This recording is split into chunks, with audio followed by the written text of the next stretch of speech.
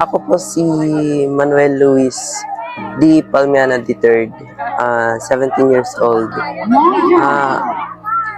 My event is athletics po, and ang representative ko po division is Naga City. Gaano katagal na po kayong sumasali sa Since elementary. Grade po kasi. Nung ako ay ikapat na baita, nakakuha ako ng 3 bronze, 2 silver. At nung ako ikapitong baitang, may 1 gold.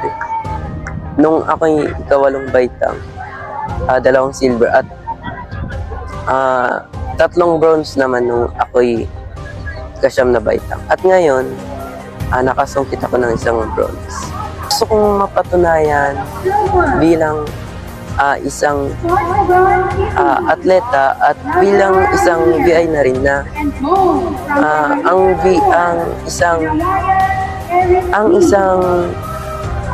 VI o pagiging PWD ay hindi lamang natatapos sa loob ng bahay.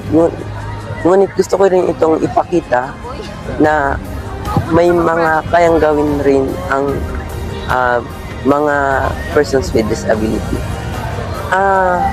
Ang mensahe ko lang sa kanila ay tatagan nila ang loob nila at magkaroon sila ng determinasyon, pag-asa at pagpupursige ng mundo.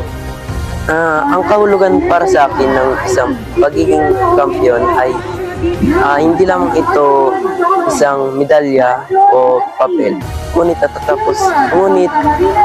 bahagi rin ito ang pagkakaroon ng respeto at ang pagkakaroon ng disiplinadong attitude.